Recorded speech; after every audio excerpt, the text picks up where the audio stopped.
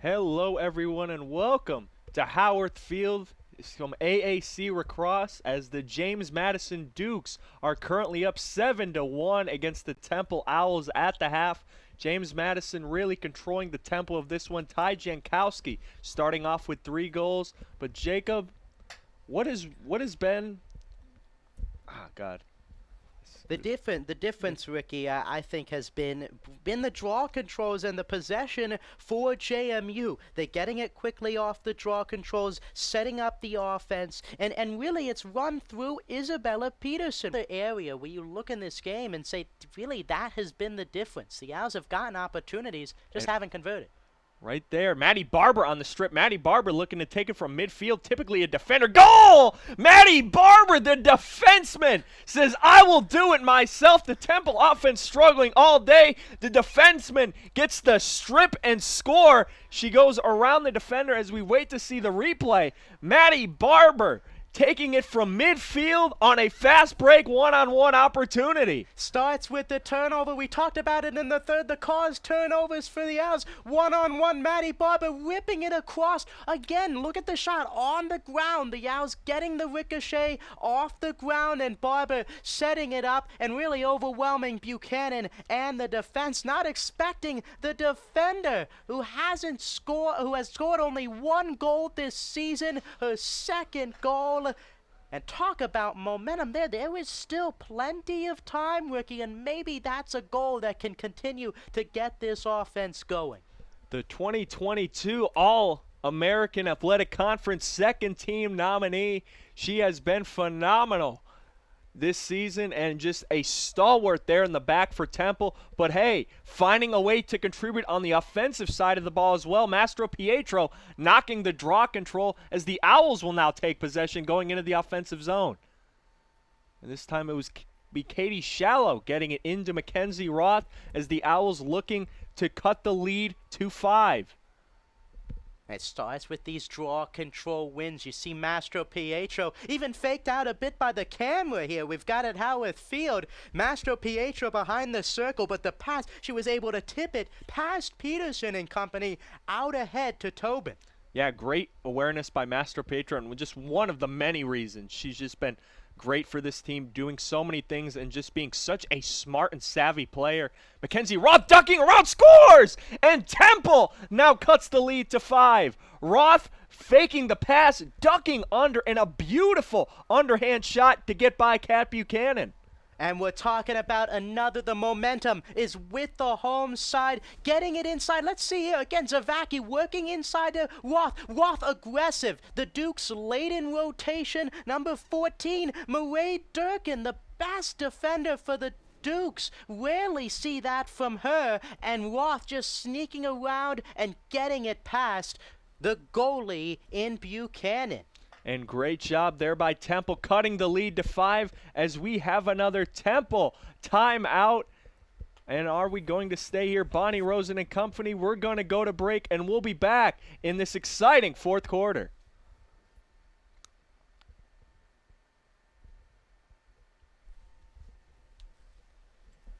That's five different players have scored for Temple. It's not been one. Wow.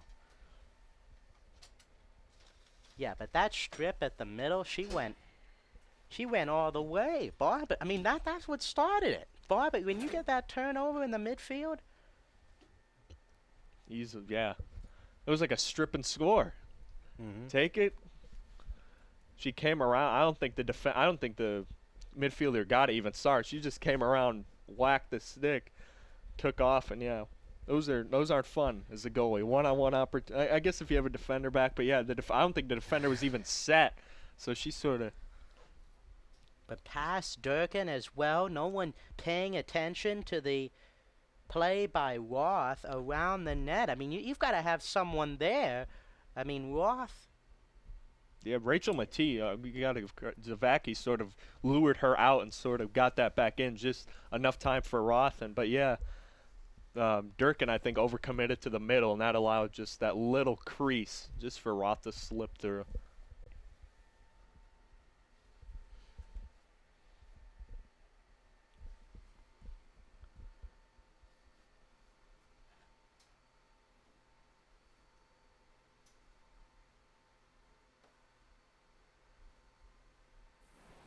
And we are back here at Howarth Field. The Temple Owls have strung together some 2 goals here in the fourth quarter to cut the lead to 10-5 with just over 12 minutes to play. And it hasn't been one particular person for the Owls. The Owls' 5 goals have come from 5 different players. Yeah, and for the Owls, it started with the play by Maddie Barber, the defenseman causing the turnover in the midfield, going coast to coast as the term in basketball. It applied here. She went all the way into the offensive zone, got it by Buchanan for the 4th goal, and then the 5th one. Great play by Zavacki, getting it to Maddie Roth, who was able to sneak her way around Buchanan past the lazy defense from the Dukes we haven't seen a lot today.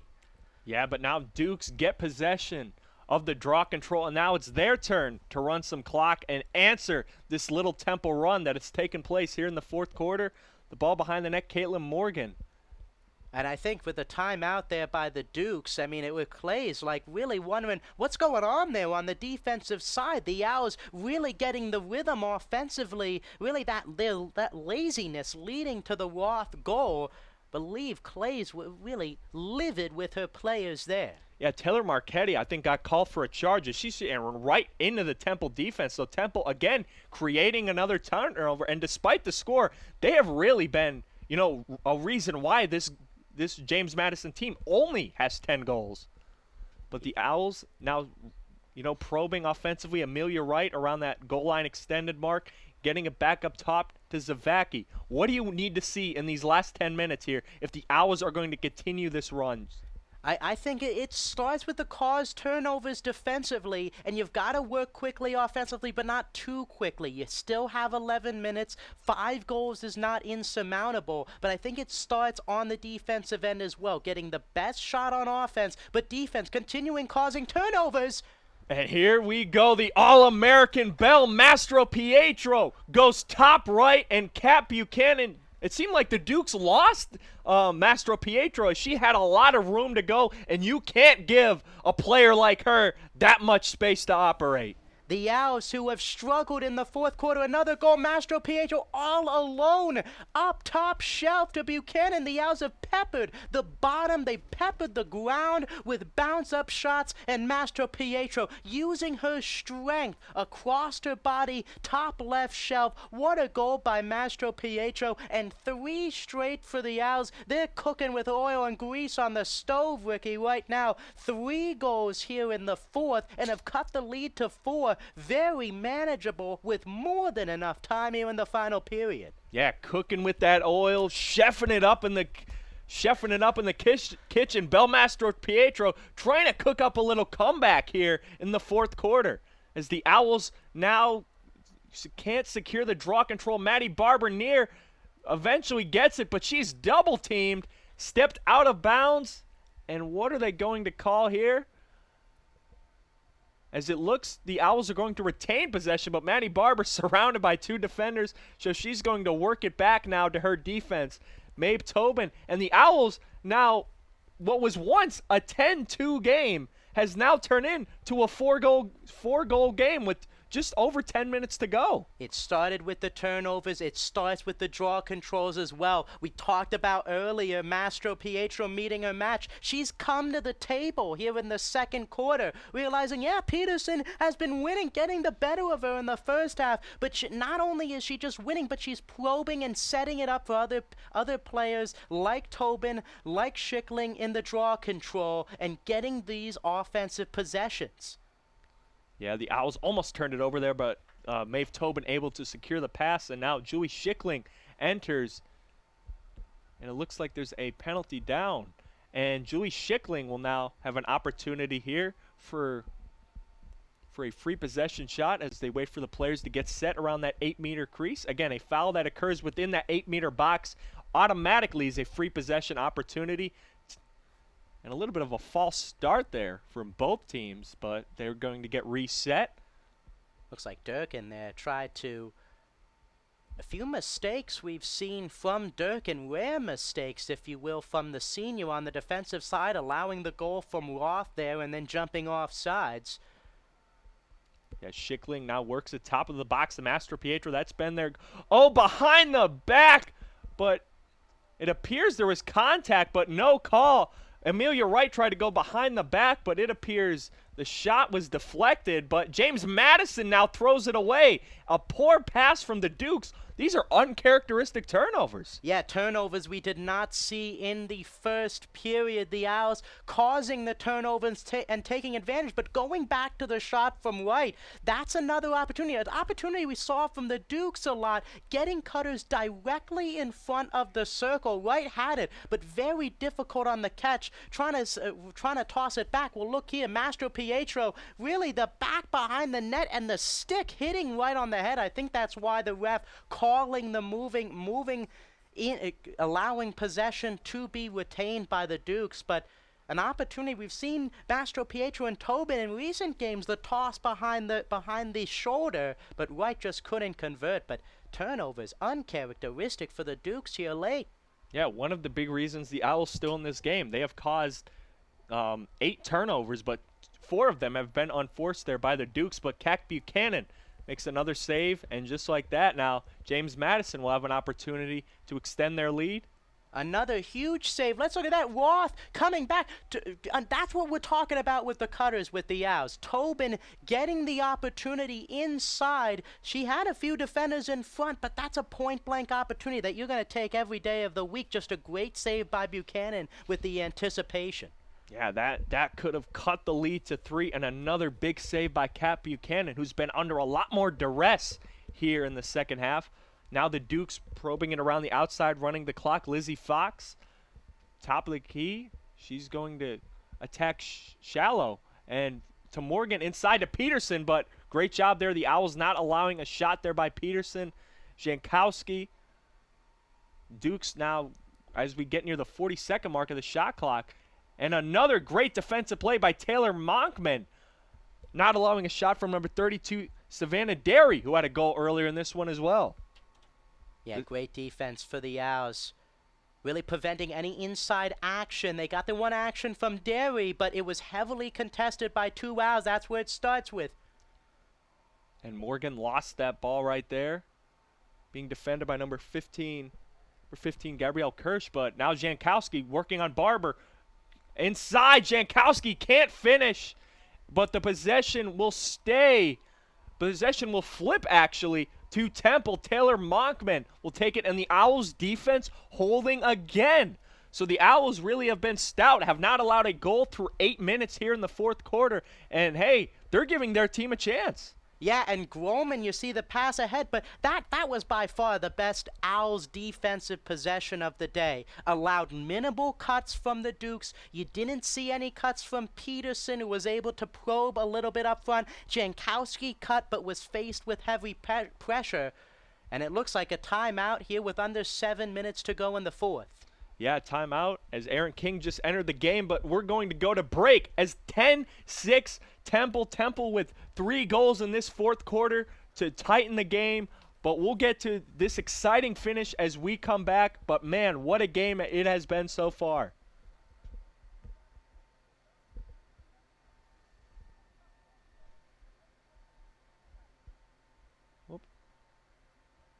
A timeout from Temple there. They're second of the half.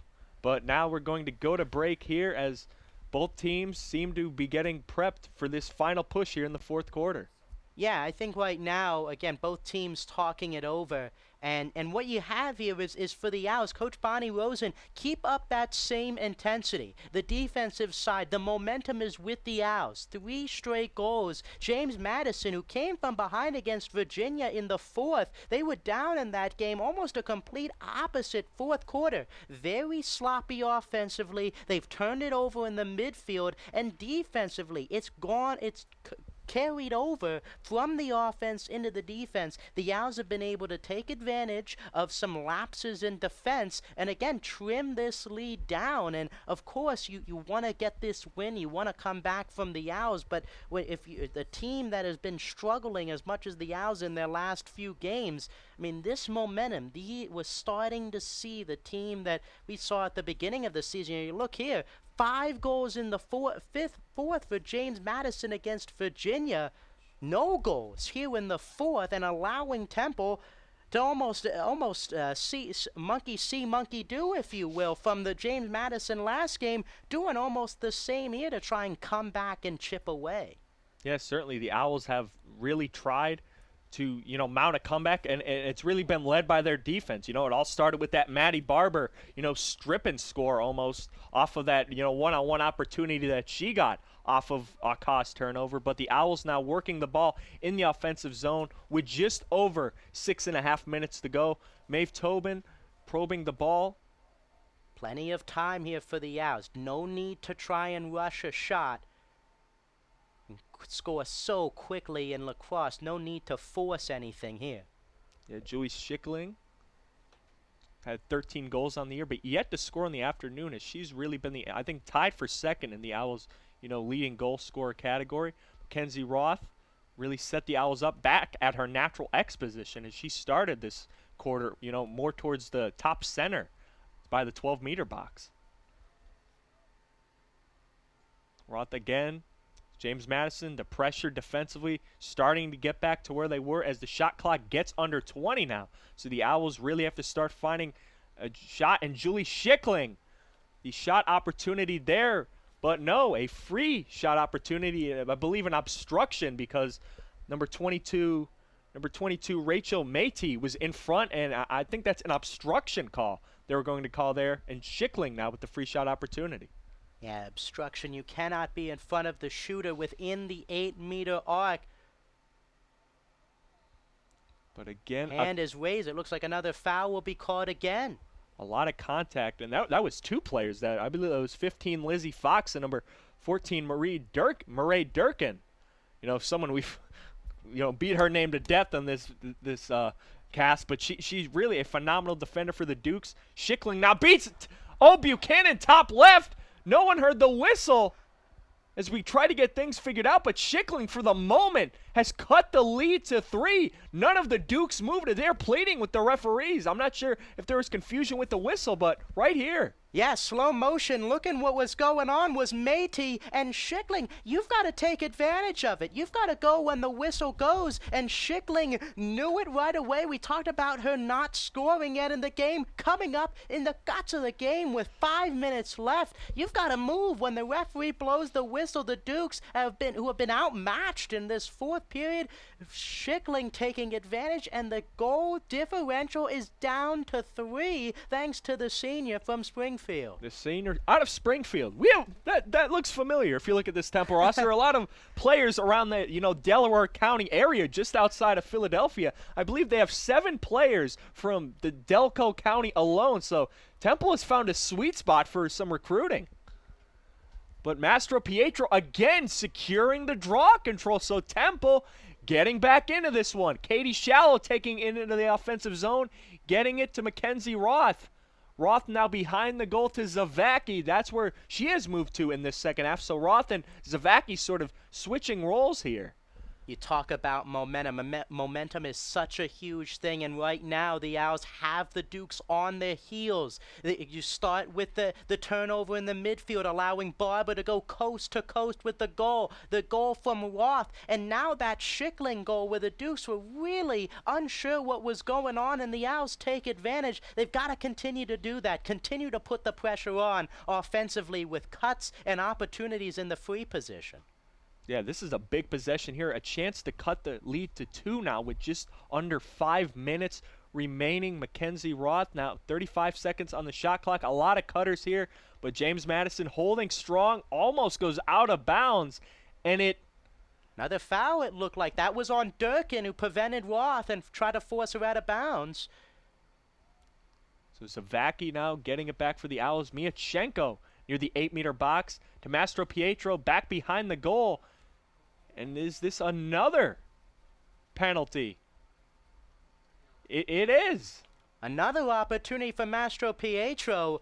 The fouls have been ramping up for JMU while they have the lead in the scoreboard. 23 fouls, leading to a host of opportunities for the Owls.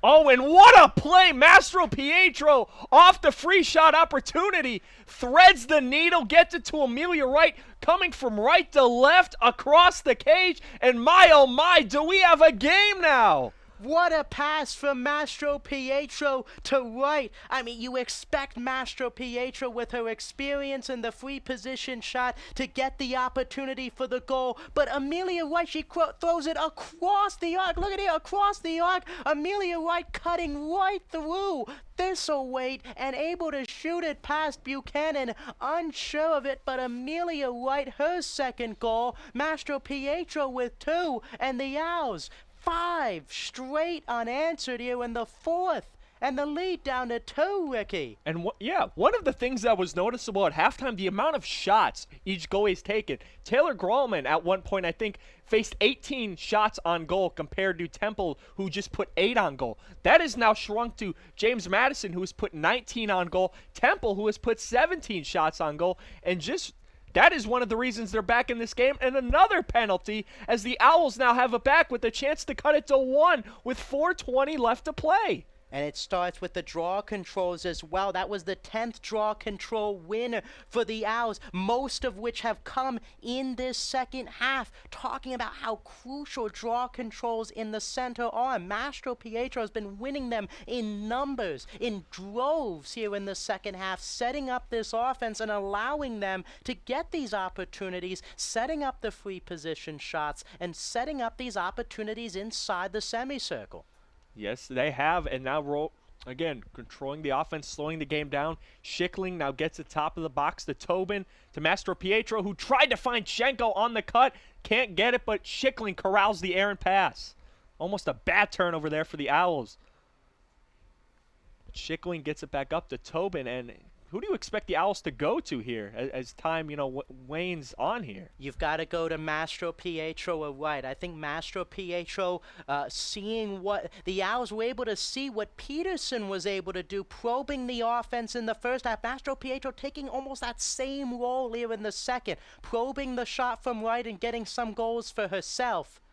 And immediately, you saw they tried to set Mastro Pietro up right there in front of the goal, but James Madison crowds her and forces the turnover as the Dukes carrying it now into the offensive zone. Taylor Marchetti taking it the length of the field, and the Dukes now the opportunity to run some clock with just under 3 minutes remaining, and a timeout here for the Dukes as they'll try to look over things and plan out these last 3 minutes, and we're going to head to break, but we'll be right back. We're going to keep it here. We're under about 3 minutes left, but, I mean, looking at that, I mean, Temple, of course, you want to get the win at the end of the day, but carrying this momentum into the fourth quarter, a period that the Owls have really struggled in this season, only scoring 2 goals in the second half against UMBC. When you mentioned Ricky earlier, had an 8-5 lead in that game. I think this is a really good sign for the Owls late in games, coming from behind, especially against the teams that they have. Florida upcoming on the schedule, another team where you're going to have to battle with late. And James Madison, really, this is really the most troublesome we've seen them look. They struggled a little bit earlier on against Virginia, but have been so dominant this season. You rarely see, almost an entire quarter it's been of lapsing, heading back to the end of the third, and the Owls have taken advantage of them methodically through draw control wins, forcing turnover, just continuing to do what they've done on the defensive side, setting up offensive opportunities. Yeah, again, you started with the defense, the draw controls as well. The Owls, I think at one point, were down 6-2 in draw controls. It is now 10-8 in favor of Temple. So a big reason why, them getting better in that area. Bel Mastro Pietro, Maddie Barber have come up with some big draw controls for Temple. But now it lies on their defense to step up here. But welcome to the American. Yes, James Madison's first year in the American. They have wins against, number 5 Maryland, as we mentioned, number 23 John Hopkins, number 8 Florida, number 12 Virginia. Their only loss was to the number 1 team in the country. Yeah, and I mean, just goes to show the program that Shelley Clays has built here in Virginia for James Madison, and really coming over to such a strong program in the American, ending a lot of those big games and tightly contested games like this. Again, if you're James, you want to run some clock here. That's probably your biggest concern, and then find a quality shot later in the shot clock. But if you're James Madison, who are you going to? I think for James Madison, you got to get it back to Peterson, and they get it to her here on Mastro Pietro, but she's just been able to probe the offense, her and Jankowski both. But you got to go with the girl that has gotten you to this point of the game, especially early on. But yep, Dukes roaming it around. Now get it to Morgan. Top now to Peterson. Peterson on Mastro Pietro. This has been the matchup all game long. Peterson drives left, goes back out, gets it to the right side there to Morgan. Morgan working on Shallow. They get a shot there. It is knocked out of the stick by Miachenko. The Owls get it. Shallow. The Owls pushing, trying to get a fast break opportunity. Maeve Tobin can't corral the pass. Tobin now gets it up to Maddie Barber, who has a goal in this one. Barber pushing it into the offensive zone.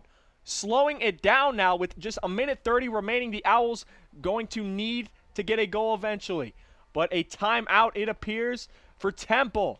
Julie Schickling going to leave the ball on the ground with a minute and a half remaining. That is Temple's last timeout, as they are now down 2 here in a nail-biter. Yeah, and it goes back to the defensive possession. Probably, we talked about the best defensive possession. I might have jinxed it right there. That might have been the best. So many great defensive possessions here for the Owls. Maybe the best defensive quarter of the season. Talk about the recent games. You coming off of a game where they allowed 16 to Yale. You flush that one down the toilet if you're the Owls. Coming off of that one, you lost by 11, but the defense against one of the most high-powered offenses in the country has been huge, not only in the fourth, but the second half. Only 3 goals for the Dukes after they scored 7 in the first half. I mean, that allows you to come back into games, or really, it starts on the defensive side. What's Temple's mantra? Temple tough. That starts on the defensive side, forcing turnovers there. Mastro Pietro has risen to the challenge in the second half as rain continues to fall in North Philadelphia. Yeah, the rain has, I think, also contributed. You know, we talked about the turnovers. James Madison, 15 turnovers. It's not a pretty day to play lacrosse. You know, it's not a 70-degree sunny day, typically a nice spring afternoon. No, it's 50 degrees, which isn't bad, but it has been raining throughout this one, which caused the nets, their mesh, to get all soggy. You know, you have to keep wringing that out. The ball's slippery, as well as the turf getting wet as well. Now, Ricky, here, I mean, where are you going if you're the Owls? Minute 29 left. Who are we getting it? I was saying Mastro Pietro earlier. Right, you've got 6 different goal scorers, but I think you got to get it to Mastro Pietro to start. Yeah, Mastro Pietro has been, you know, their go-to as of late. 2 goals, 2 assists, and has really sprung life into this Temple team in the second half. So, yeah, you have to imagine her getting the ball. But we're waiting for possession to start here. And the Owls, they can't really use up a lot of time either. They have to score quick and efficient as they're probing now near the top of the box to Schickling. Back to Mastro Pietro. Back to the top right to Maeve Tobin. Back to Mastro Pietro. Mastro Pietro, the low pass to Schickling, who can't corral it. Schickling gets the ball back. But again, this James Madison defense causing a turnover. And that could have been the Owls' last gasp for hope. And it was number 15, Lizzie Fox, not allowing Julie Schickling a moment to get set right there. Lizzie Fox, we talked about her at the open, the first goal scorer, fronting the first goal and momentum for James Madison. And here, really, her and Caroline Thistleway putting the pressure on Schickling. You see that ball on the ground, you have to go after it. And both of them did an excellent job with all the momentum in the Owls' favor. The Dukes haven't scored in the fourth. Easily could have just wait back, let the Owls corral it, but they went after it, corralled it, and that might just be the difference here in the final minute. Yeah, the Dukes, all they really have to do is get it into the offensive zone and really run this game out. A valiant effort by the Temple Owls, but ultimately could come up short as the clock continues to run. Temple desperately trying to force a turnover, but this one might just be over. And Jacob, what was the difference in this game? I think the difference had to be for the Dukes earlier on. They set the tone of the game early, and while the Owls were able to chip away and really put all of their imprints on the game in the fourth, it started in the first and second period for the Dukes. Offensively, with Peterson setting up Jankowski, building up a lead that they did. It's very tough to come back from, even with all of the Owls' success in the fourth. Yes, and that will do it here from Howarth Field. James Madison 10, the Owls 8. The Owls 7-3 outscoring the Dukes in the second half, but ultimately not enough to overcome a 7-1 halftime deficit. I'm Ricky Turner here with my color commentator Jacob Smedley as we got to call some great action and just looking back at some highlights of this game. Play of the game here, Jankowski getting the goal. We thought this was going to be the backbreaker. Temple was able to bounce back, but Jankowski, the toss of the stick, cutting behind Shallow and getting it past Groman, who played very well in the second half, but that goal in the third really is the difference at this point. Of course, a 2-goal difference, but that was the last goal for JMU really was the difference.